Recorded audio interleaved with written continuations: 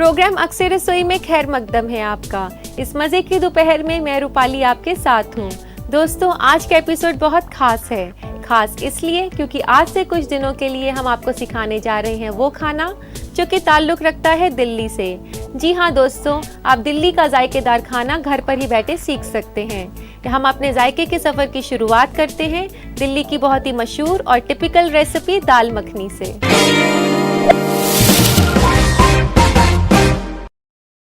दोस्तों, दाल मखनी जैसा कि नाम से ही पता चल रहा है, एक क्रीमी दाल की रेसिपी है जो कि ओरिजिनली पंजाब से है। तो आइए इसे बनाना शुरू करते हैं। सबसे पहले हम गरम करेंगे पैन। दोस्तों, मैं आपको बता दूं कि दाल हम बनाएंगे देसी घी के साथ। तो इसमें डालते हैं 1 बड़ा चम्मच देसी घी का। आप अपनी पसंद के हिसाब से इसे कम भी कर सकते हैं। 1 बड़ा चम्मच में भर के ले रही हूँ।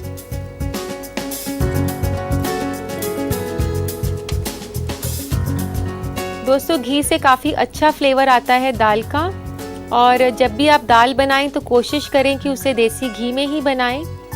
दोस्तों, घी गरम हो चुका है। अब इसकी धीमी आंच कर देते हैं और डालते हैं अदरक लहसुन। सबसे पहले मैं डाल रही हूँ इसमें लहसुन। तकरीबन 1 छोटा चम्मच आप लहसुन इसमें डाल दें।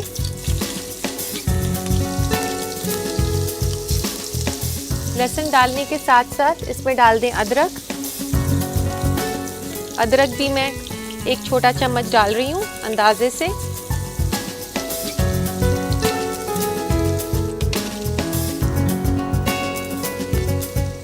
अदरक लहसुन को थोड़ा सा भून लें। हल्का सा इसको भूनने के बाद कुछ सेकंड्स के लिए ही इसको भूनना है। और अब इसमें डालेंगे मसाले, जिसमें कि मैं पहले ले रही हूँ लाल मिर्च का पाउडर, और 1 छोटा चम्मच में लाल मिर्च का पाउडर डाल रही हूँ। 1 छोटा चम्मच धनिया पाउडर,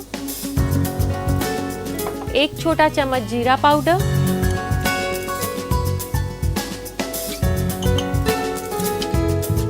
और इस मसाले के मुरक्कब को अच्छे से हिला लें। साथ में डाल दें थोड़ा सा पानी ताकि मसाले जले नहीं, तकरीबन 1/4 कप।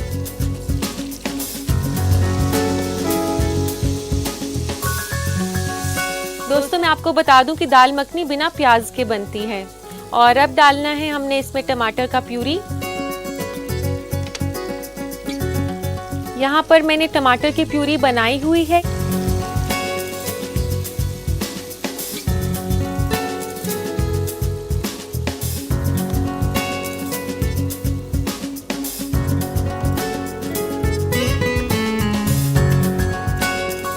और टोमेटो प्यूरी के साथ हम इसमें डालेंगे थोड़ी सी टोमेटो केचप भी।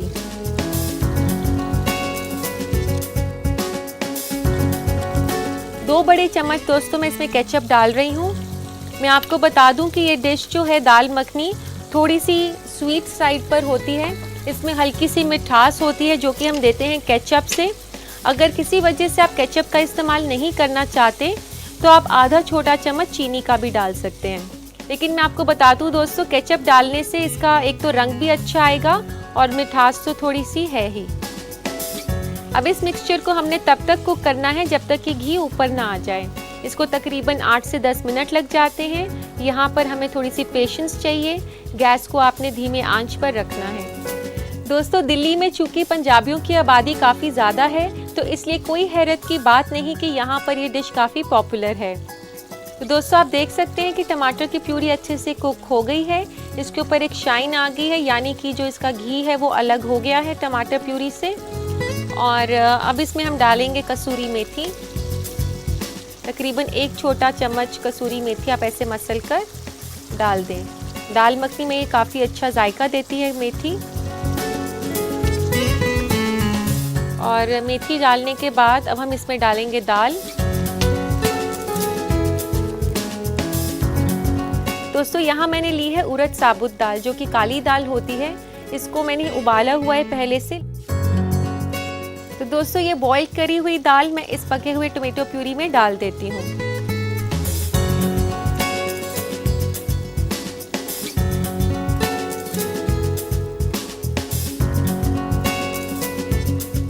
दोस्तों, इसमें वेरिएशन के लिए आप राजमा भी ऐड कर सकते हैं, जैसे कि मैंने किए हैं। आप 1 कप दाल के लिए 2 बड़े चम्मच राजमा दाल के साथ उबाल लें। आप देख सकते हैं कि मैंने काफ़ी गाढ़ी दाल उबाली है और इसी तरीके से आपको इसको काफ़ी गाढ़ा ही उबालना है। अब इसको क्रीमी बनाने के लिए और थोड़ी सी ग्रेवी बनाने के लिए इसमें डलेगा 1 कप दूध।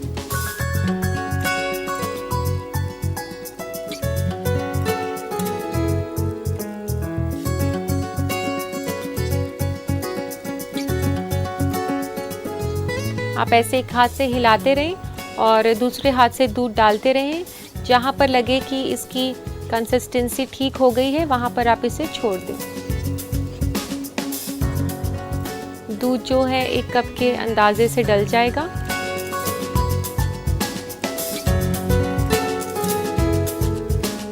तो दोस्तों, दाल को उबालते टाइम हमने नमक तो डाल लिया था, लेकिन फिर भी अगर आपको कम लगे तो आप थोड़ा सा नमक और डाल सकते हैं। यहाँ मैं डाल रही हूँ थोड़ा सा ऑरेंज रेड कलर। ये कलर जो है काफ़ी ध्यान से आपने डालना है, क्योंकि हल्का सा भी ज़्यादा हो जाए तो कड़वापन आ जाता है।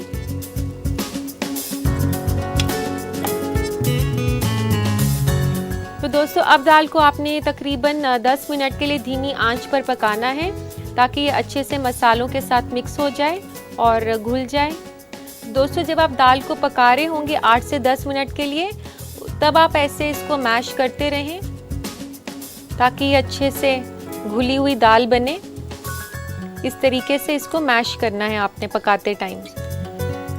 दाल तो अब अच्छे से पक गई है और अब इसमें हमने डालना है गरम मसाला। गरम मसाला हमेशा हमें कुकिंग के लास्ट में डालना होता है, ये बात ध्यान रखना। आधा छोटा चम्मच मैंने गरम मसाला इसमें डाल दिया है।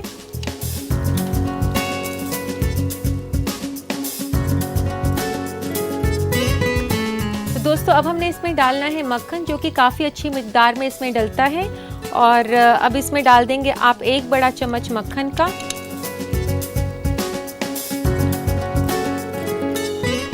ये इसको काफ़ी अच्छा जायका देता है और काफ़ी इसको रिच भी बनाता है।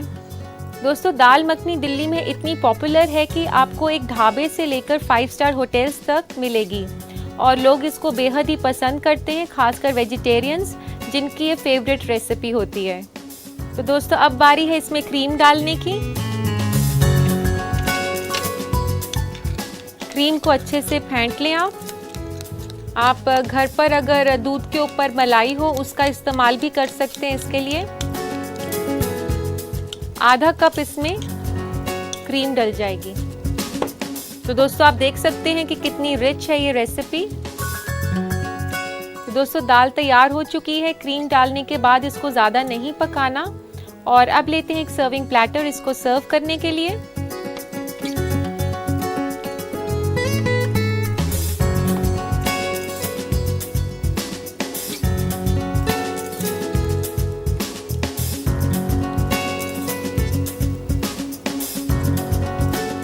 दोस्तों, इसके बाद हम गार्निश करेंगे इसको क्रीम के साथ। क्रीम को अच्छे से फेंट लें। इस तरीके से इसको स्वर्ल्स में डाल सकते हैं गोल गोल। ये इसकी टिपिकल गार्निशिंग होती है।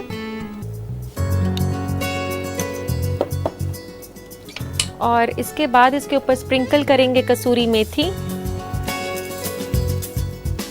कसूरी मेथी के बाद इसके ऊपर डालेंगे थोड़ा सा बटर, खाली गार्निश के लिए, क्योंकि हम दाल में तो डाल ही चुके हैं पहले।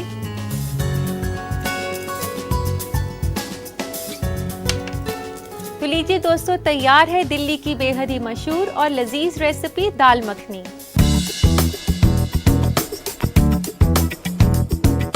उम्मीद करती हूँ दोस्तों कि आपको ये दिल्ली की रेसिपी ज़रूर पसंद आई होगी। तो इसे अपने बावर्ची खाने में ट्राई करें, लेकिन उससे पहले डालते हैं नज़र इस रेसिपी के रिकैप पर। दाल मखनी बनाने के लिए हमें चाहिए 1 कप उड़द दाल, आधा कप राजमा, 1 बड़ा चम्मच देसी घी, 1 छोटा चम्मच लहसुन कद्दूकस किया हुआ, 1 छोटा चम्मच अदरक कद्दूकस किया हुआ, 1 छोटा चम्मच लाल मिर्च का पाउडर, 1 छोटा चम्मच धनिया पाउडर, आधा छोटा चम्मच जीरा पाउडर, 1/4 कप पानी, 6 अदद टमाटर की प्यूरी, 2 बड़ा चम्मच टोमेटो केचप, 1 छोटा चम्मच कसूरी मेथी, 1 कप दूध, 1 चुटकी नारंगी लाल रंग, आधा छोटा चम्मच गरम मसाला, 1 बड़ा चम्मच मक्खन और आधा कप क्रीम।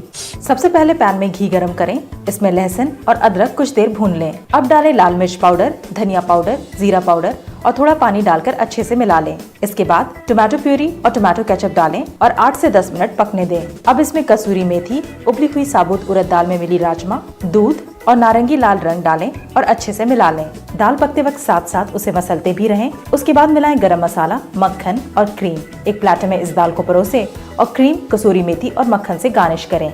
लीजिए, तैयार हो गई दिल्ली दी स्पेशल दाल मखनी।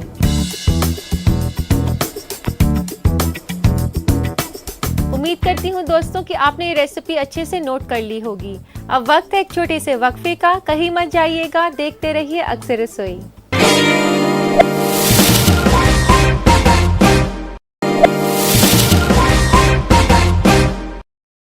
ब्रेक के बाद आप सभी का इस्तकबाल है।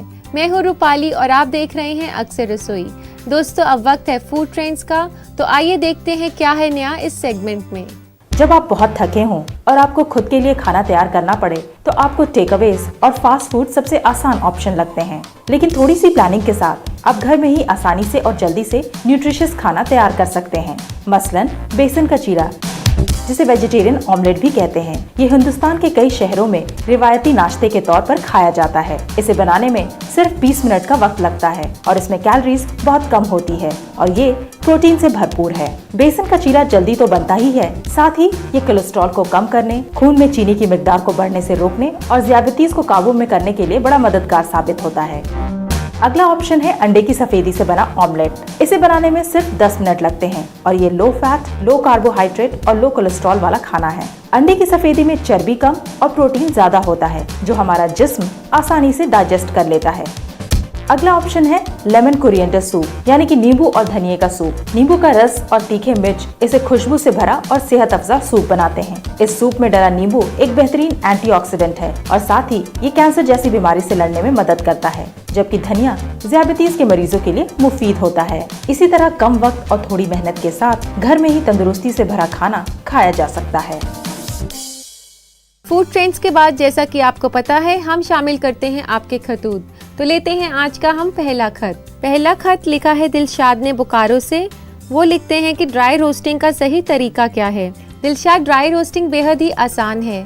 इसके लिए आप मसालों को नॉनस्टिक पैन पर डालें बिना तेल के और उसे धीमी आंच पर भून लें। लेकिन कुछ मसाले ऐसे होते हैं कि जिनका फ्लेवर थोड़ा सा भी भुनने से काफ़ी तीखा हो जाता है, जैसे कि साबुत मिर्च, तो उसको आप कवर्ड पैन में भून सकते हैं।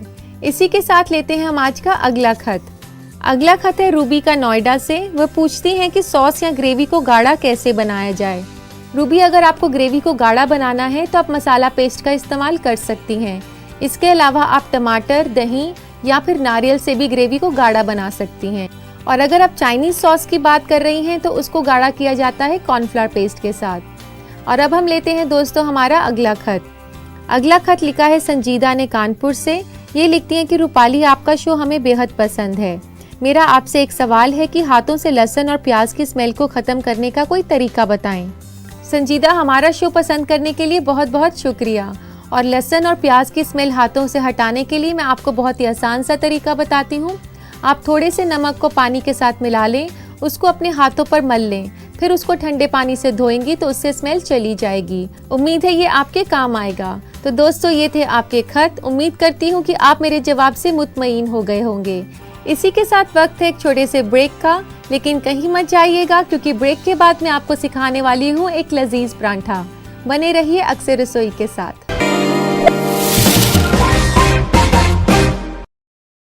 ब्रेक से हम वापस आ गए हैं, इसलिए आप जो भी कर रहे हैं उसे छोड़कर जुड़ जाइए अक्सर रसोई के साथ। दोस्तों, दिल्ली के परांठे वाली गली के परांठे पूरे हिंदुस्तान में ही नहीं बल्कि बाहरी मुल्कों में भी काफ़ी फेमस हैं। तो इसलिए दिल्ली फूड स्पेशल एपिसोड में कम से कम हम आपको एक जायके से भरा परांठा तो सिखा ही देंगे। तो इसलिए हम बनाने जा रहे हैं परांठा पुदीना।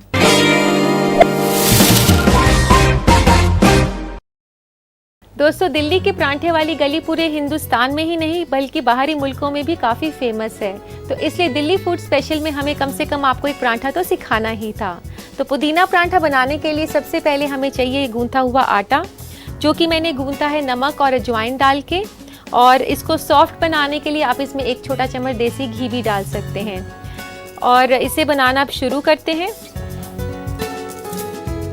इसके लिए आप एक पेड़ा लेंगे, काफ़ी बड़ा पेड़ा लेना है इसका। जितना आप 2 रोटी के बराबर पेड़ा लेते हैं उतना एक ही पेड़ा इसके लिए लेना है।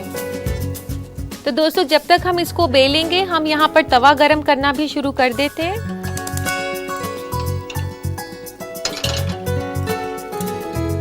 और इस पेड़े के ऊपर लगाएंगे हम सूखा आटा।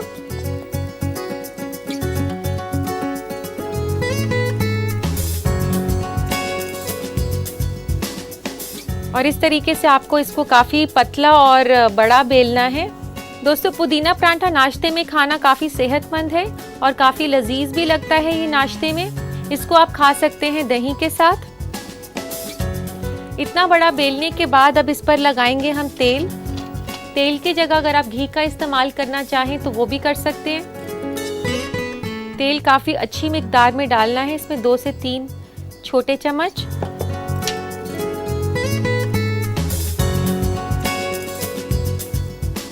उसके बाद इसे अच्छे से सब तरफ फैला दें। ये करने के बाद हम इस पर स्प्रिंकल करेंगे सूखा आटा, जो कि इसकी लेयर्स को सेपरेट करने में मदद करेगा। इसकी लेयर्स आसानी से खुल जाएंगी। इसके बाद अब मैं डाल रही हूँ इसमें सूखा पुदीना, जो कि मैंने पाउडर किया हुआ है। पुदीने को सुखाने का मैं बेहद ही आसान तरीका आपको बता सकती हूँ।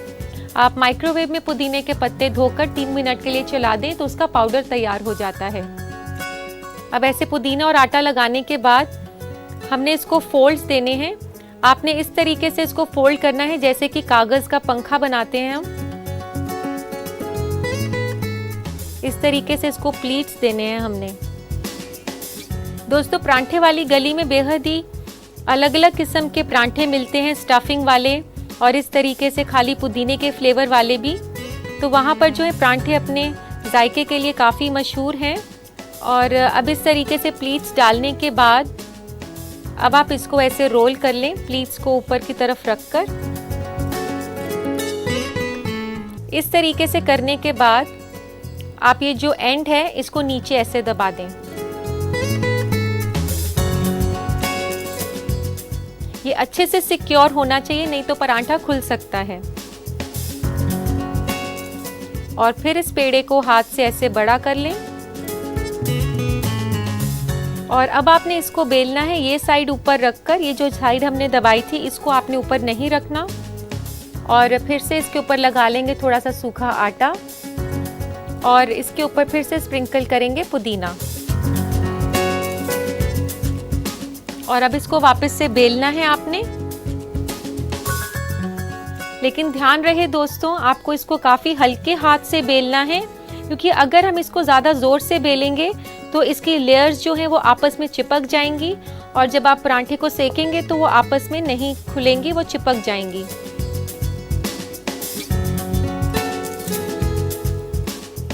दोस्तों अब इसको आपने काफ़ी पतला नहीं बेलना। आप देख सकते हैं ये इस तरह से मोटा है और आपको मोटा ही रखना है। ज़्यादा पतला करने से भी लेयर्स जो हैं आपस में चिपक जाती हैं। तो अब चेक कर लेते हैं कि तवा गरम हो गया है कि नहीं। इसके लिए आपने ध्यान रखना है कि तवा काफ़ी अच्छे से गरम होना चाहिए। तो दोस्तों इस गरम तवे पर अब आप परांठा डाल देंगे।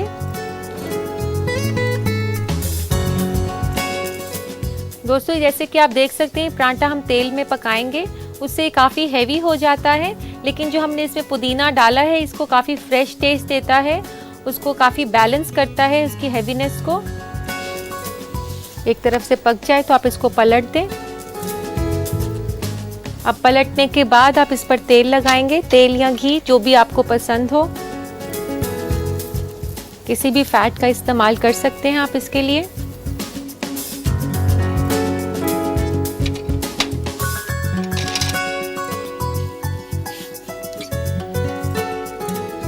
अब इसकी दूसरी साइड पर भी इसी तरह तेल लगा दें।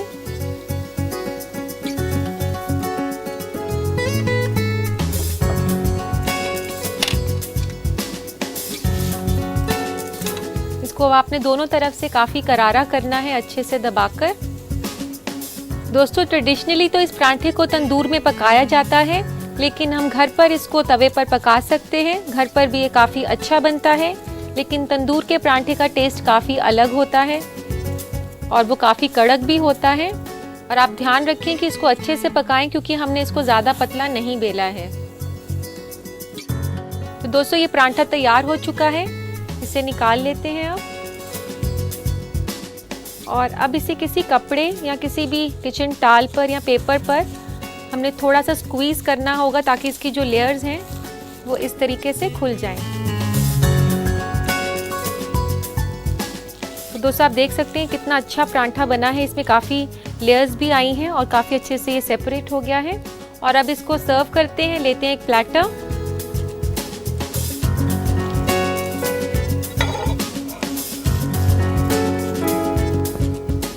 और इसको सर्व आप कर सकते हैं दही या मक्खन के साथ। इसके ऊपर इस तरीके से आप बटर रख दें। तो लीजिए दोस्तों, तैयार है स्पेशल पुदीना परांठा।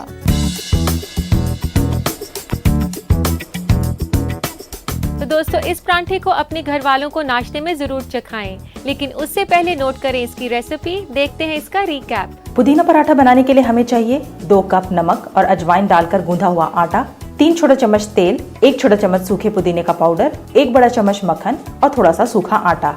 सबसे पहले नमक और अजवाइन के साथ गूंधे हुए आटे में से एक गोले को पतला और बड़ा बेल लें। अब इसमें तेल लगाकर ऊपर से सूखा आटा और सूखे पुदीने का पाउडर छिड़किए। उसके बाद इसे एक पंखी की तरह फोल्ड करके फिर से एक गोला बना लें। एक बार फिर सूखा आटा और सूखे पुदीने का चूरा डालकर बेल लीजिए। गरम तवे पर इसे डालिए और इसके दोनों तरफ तेल लगाकर अच्छे से सेक लीजिए। अब इसे तवे से उतारकर किसी पेपर में रखकर दबा लीजिए। पराठे को एक प्लेटर में परोसिए और ऊपर से डालिए थोड़ा सा मक्खन। लीजिए, तैयार है पुदीना पराठा।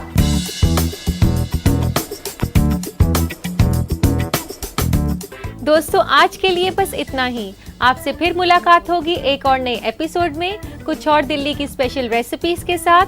देखना ना भूलिएगा हमारा ये शो अक्सर रसोई। तब तक के लिए अल्लाह हाफिज।